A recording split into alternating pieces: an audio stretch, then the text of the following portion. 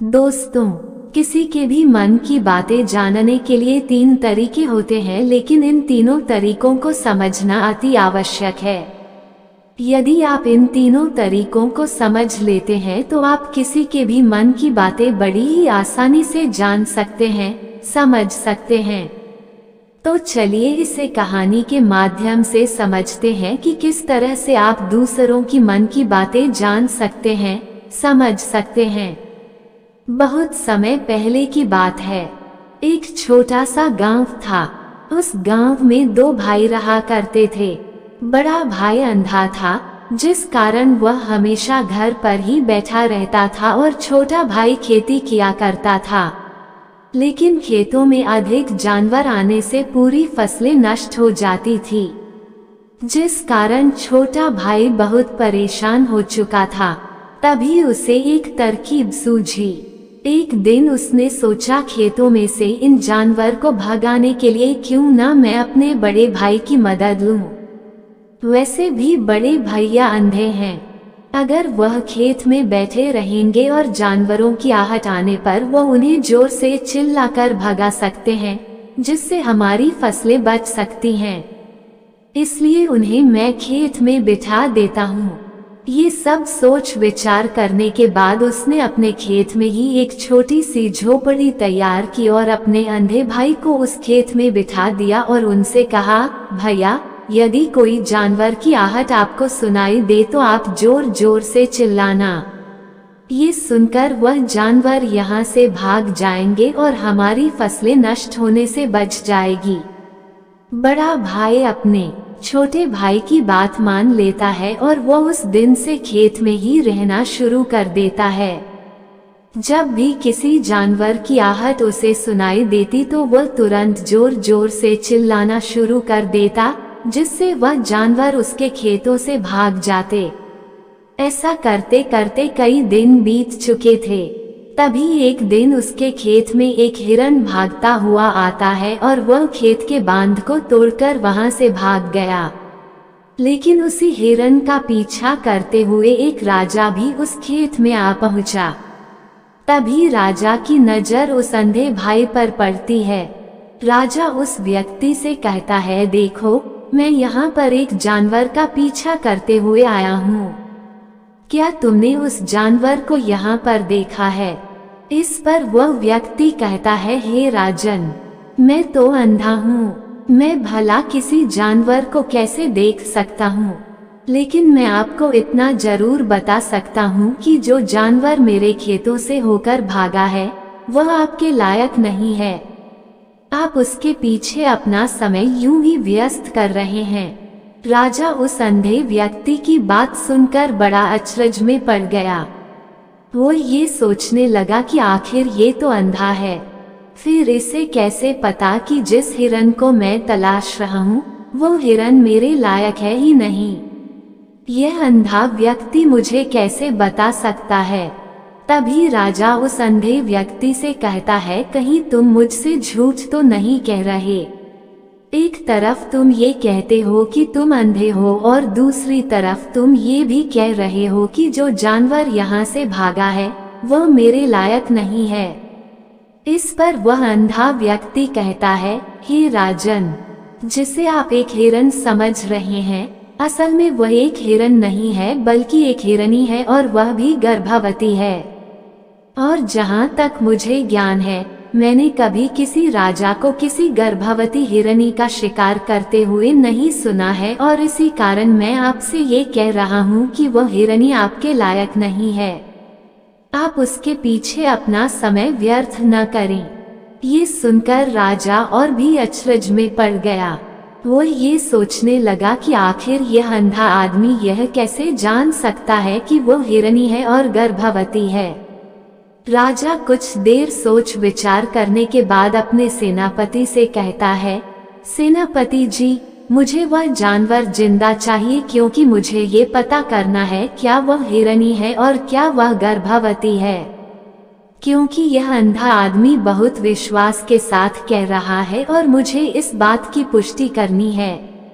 यदि वह हिरनी हुई और गर्भवती हुई तो वह हमारे शिकार के लायक नहीं है, क्योंकि हम तो एक हिरण का पीछा कर रहे थे। इसलिए जाओ और पता करो कि क्या वह हिरनी है। सेनापति राजा से आज्ञा लेकर आगे की ओर बढ़ चलता है और कुछ देर बाद जब वह वापस लौटकर आता है तो वह राजा को कहता है, हे राजन, इस अंधे आदमी ने जो भी बातें कही हैं, वह बिल्कुल सही हैं। वह एक हिरनी ही है और वह गर्भवती भी है। ये सुनकर राजा आश्चर्यचकित रह गया। उसे समझ नहीं आ रहा था कि आखिर अंधा आदमी कैसे पता कर सकता है कि वह जानवर एक हिरनी है और वह गर्भवती है। भला एक अंधा आदमी यह कैसे देख सकता है? ये कैसे जान सकता है? आखिर इसे ये कैसे पता चला? ऐसे कई सारे प्रश्न अब राजा के मन में उमड़ने लगे। अब राजा ने ये ठान लिया था कि मुझे इस बात की तह तक पहुंचना ही है कि आखिर यह अंधा आदमी कैसे जानता है कि वह जानवर एक हिरनी है। ये सोचकर राजा उस अंधे आदमी के पास जाता है और उस अंधे आदमी से कहता है, देखो, मैं ये तो नहीं जानता कि तुम सचमुच अंधे हो या नहीं, लेकिन मैं तुमसे एक बात जानने आया हूँ। क्या तुम मेरे प्रश्न का सही सही जवाब दोगे? इस पर अंधा व्यक्ति कहता है, हे राजन, आप जो कुछ पूछना चाहते हैं मुझसे पूछ सकते हैं। मैं आपको बिल्कुल सच सच जवाब दूंगा। इस पर राजा कहता है, देखो, एक तो तुम कहते हो कि तुम अंधे हो और दूसरी तरफ तुमने ये बता दिया कि जिस जानवर का पीछा मैं कर रहा हूँ वो एक हिरनी है और वह गर्भवती भी है। आखिर तुम्हें ये कैसे पता चला? तुम्हारे खेत में और भी तो जानवर आते होंगे और भी तो जानवर यहाँ से गुजरते होंगे, फिर तुमने ये कैसे अंदाजा लगाया? तभी वह अंधा व्यक्ति राजा से कहता है, हे राजन, आप जिस हिरनी का पीछा कर रहे थे वही हिरनी जब मेरे खेत में आई, उसकी रफ्तार और उसके भागने की आहट से मुझे यह एहसास हो चुका था कि यह एक हिरनी है और मेरे खेत की जो बांध है वो बहुत छोटी है, उसकी ऊंचाई ज्यादा नहीं है। यदि कोई हिरन होता तो उस बांध को बड़ी आसानी से लंघ जाता, लेकिन वो हिरनी इस बांध को तोड़कर भागी है और यदि वह इस बांध को छलांग लगाकर पार करने का प्रयास करती तो इससे उसके बच्चे को खतरा होता। और इसी बात से मैंने ये पता लगा लिया कि वह गर्भवती है। इस कारण वह ज्यादा ऊंची छलांग लगाकर मेरे खेत की बांध को तोड़ते हुए भाग गई। इस पर राजा के मन में एक और प्रश्न उठा। राजा ने कहा, किंतु तुम्हें कैसे पता चला कि वह एक हिरनी ही है?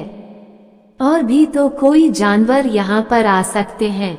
इस पर वह अंधा व्यक्ति कहता है, हे राजन, मैं पूरा दिन सुबह शाम यहीं पर बैठा रहता हूँ और मेरी सुनने की शक्ति बहुत तेज है। मैं ये बात जानता हूँ कि कौन सा जानवर मेरे खेत में आया है और उसी के आधार पर मैं जोर जोर से चिल्लाता हूँ ताकि वह मेरे खेत से भाग जाए और मेरे खेत की फसलों को नष्ट न कर पाए। राजा उस अंधे आदमी का ये जवाब सुनकर पूरी तरह से संतुष्ट हो चुका था। वह मन ही मन ये सोच रहा था कि आदमी भले ही अंधा हो, लेकिन ये तो बड़ा ज्ञानी मालूम पड़ता है। इस आदमी से कुछ न कुछ तो काम निकलवाना ही चाहिए। यह विचार लिए हुए राजा वहां से वापस अपने महल की ओर लौट जाता है। राजमहल पहुंचते ही राजा उस अंधे व्यक्ति से कहता है, आप तो बड़े ज्ञानी व्यक्ति हैं। आपको किसी भी बात का पता बड़ी आसानी से चल जाता है। आज मैंने आपको यहाँ पर इसलिए बुलाया है क्योंकि मैं आपसे ये जानना चाहता हूँ कि मेरी पत्नी पतिव्रता है या नहीं। इस पर वह अंधा व्यक्ति कहता है, हे राजन, ये कैसा प्रश्न हुआ? इस पर राजा कहता है, मैंने आपसे बिल्कुल उचित प्रश्न किया है, मुझे इस प्रश्न का उत्तर दीजिए। इस पर वह अंधा व्यक्ति कहता है, हे राजन, ये सारी बातें जाने दीजिए। आपकी शादी को इतने साल बीत चुके हैं और अब आप ये बात क्यों जानना चाहते हैं? आपके मन में ऐसे प्रश्न क्यों उठ रहे हैं? इस पर राजा जिद करते हुए कहता है, देखिए, आपको मुझे इस प्रश्न का उत्तर तो देना ही होगा। यदि आप मुझे इस प्रश्न का उत्तर नहीं देंगे तो मैं आपको मृत्युदंड दे दूंगा। राजा के मुख से यह बात सुनकर वह अंधा व्यक्ति कहता है, हे राजन, यदि आप इस प्रश्न का उत्तर चाहते हैं तो उसके लिए आपको मेरा एक काम करना होगा। राजा कहता है, बोलो, मुझे क्या काम करना होगा? इस पर व्यक्ति कहता है, इसके लिए आपकी पत्नी को मेरे साथ कमरे में अकेले छोड़ना होगा। उस अंधे व्यक्ति की यह बात सुनकर राजा पहले तो क्रोधित हो जाता है, लेकिन फिर कुछ सोच विचार करने के बाद वह उस व्यक्ति की बात मान लेता है और अपने सेनापति को आदेश देता है, सेनापति जी, इस व्यक्ति को और मेरी पत्नी को एक कमरे में कुछ देर के लिए अकेला छोड़ दे। सेनापति बिल्कुल वैसा ही करता है। अब राजा की पत्नी और अंधा आदमी एक कमरे में बंद हो चुके होते हैं। तभी वह अंधा आदमी राजा की पत्नी से कहता है, मुझे आपको छूना है। इस बात पर रानी अत्यधिक क्रोधित हो जाती है और उस अंधे आदमी को वह पकड़ पकड़ कर पीटने लगती है। कभी हाथों से तो कभी लातों से तो कभी पटक पटक कर। इस तरह से उन्होंने उस अंधे आदमी की खूब पिटाई की। उसके बाद किसी तरह से वह अंधा आदमी अपनी जान बचाकर वहां से भाग निकलता है और वह राजा के पास पहुंचता है और वह राजा से कहता है, हे राजन, आपकी पत्नी पतिव्रता नहीं है। ये बात सुनकर राजा अत्यधिक क्रोधित हो उठता है और राजा अपनी तलवार निकालकर सीधा अपनी पत्नी की ओर जाता है और क्रोधित होकर वह अपनी रानी से कहता है, रानी जी, आज मैं जो भी सवाल आपसे करने वाला हूँ उसका मुझे सच सच जवाब दीजिएगा, और यदि आपने एक शब्द भी झूठ कहा तो मैं आपका अभी के अभी सर धड़ से अलग कर दूंगा। तभी आगे वह राजा कहता है, मुझे बताइए, क्या आप पतिव्रता हैं या नहीं? इस पर रानी कहती है, हे राजन, आप भले ही मुझे जान से मरवा दीजिए, लेकिन मैं पतिव्रता नहीं हूँ। राजा ये बात सुनकर बहुत खुश हुआ, क्योंकि उस अंधे आदमी ने जो भी कहा था वह बिल्कुल सच था। ये बात सुनकर तुरंत ही राजा उस आदमी के पास पहुंचता है और आकर उस अंधे आदमी से कहता है, तुम्हें कैसे पता चला कि मेरी पत्नी पतिव्रता नहीं है? इस पर वह अंधा आदमी कहता है, हे राजन, बड़ी सीधी सी बात है। मैंने तो आपकी पत्नी से बस इतना ही कहा था कि मुझे आपको छूना है, और इस बात पर वह इतना क्रोधित हो उठी कि उन्होंने गुस्से में आकर मुझे लात घूंसों से पीटना शुरू कर दिया। और भला कोई औरत। अगर आपको कहानी अच्छी लग रही है तो चैनल को सब्सक्राइब करना ना भूले, इससे हमें और वीडियो बनाने में मोटिवेशन मिलती है। किसी और मर्द को कैसे छू सकती है, लेकिन उन्होंने ना आव देखा ना ताव, बस लात घुसे मुझ पर बरसाने शुरू कर दिए, वो भी तो एक छूना ही हुआ। इससे मुझे पता चल गया कि वह एक पतिव्रता नारी नहीं है। राजा उसकी बात सुनकर बहुत प्रसन्न हुआ। फिर राजा ने पूछा, क्या तुम बता सकते हो कि मैं अपने पिताजी का ही बेटा हूँ या किसी और का? इस पर वह अंधा व्यक्ति कहता है कि इसके लिए तो मुझे आपकी माता के पास भी जाने की जरूरत नहीं है, वो तो मैं आपको ऐसे ही बता सकता हूँ, पर आप मुझसे वादा कीजिए कि आप मुझ पर क्रोध नहीं करेंगे। राजन ने कहा, मैं तुमसे वादा करता हूँ मैं तुम पर क्रोध नहीं करूँगा। इसके बाद वह अंधा आदमी राजन से कहता है, हे राजन, आप हो तो अपने पिता के ही पुत्र पर आप पर कंजूस सेठ की छाया पड़ी हुई है। राजन इस समय अपनी माता के पास जाते हैं और कहते हैं, माँ, मुझे सच सच बताओ कि क्या मैं अपने पिता का वही पुत्र हूँ? अगर आप मुझे सच नहीं बताएंगे तो मैं अभी अपनी तलवार से अपने प्राण त्याग दूंगा। राजा की माँ उसे रहती है, राजन, तुम हो तो अपने पिता के ही पुत्र पर तुम्हारे ऊपर एक कंजूस सेठ की छाया पड़ी हुई है। मैं जब एक बार नहाकर आईने में अपना चेहरा देख रही होती हूँ तो कंजूस सेठ की छाया उसे पर आ जाती है। ये सुनकर राजा बहुत खुश होता है और वह दौड़ा दौड़ा वह गंदे व्यक्ति के पास जाता है और उससे पूछता है कि तुम्हें कैसे पता चला कि भी मेरे ऊपर एक कंजूस सेठ की छाया है। थोड़ा तो अंधा व्यक्ति कहता है राजन, आपने मेरे से बहुत सारे प्रश्न करे लेकिन किसी भी प्रश्न के उत्तर देने पर, जबकि मेरे सारे प्रश्न के उत्तर सही थे, फिर भी अपने किसी भी प्रश्न के उत्तर देने पर मुझे कोई उपहार नहीं दिया। इसलिए मैं जान पाया कि आपके ऊपर किसी कंजूस सेठ की छाया है। इस पर राजा बहुत खुश होता है और कहता है जो भी आप मांगोगे मैं आपको वह सब दूंगा। पर तुम ये बताओ कि तुम्हें कैसे पता चल जाता है कि कौन सी बात सही है और कौन सी बात गलत है? कैसे तुम हर बात का बड़ा ही सटीक जवाब देते हो? तो उसे पर वह अंधा आदमी कहता है, हे राजन, मैं तो अंधा हूँ, देख नहीं सकता, पर मैं मन से उस बात को समझ सकता हूँ। मन की भी एक भाषा होती है।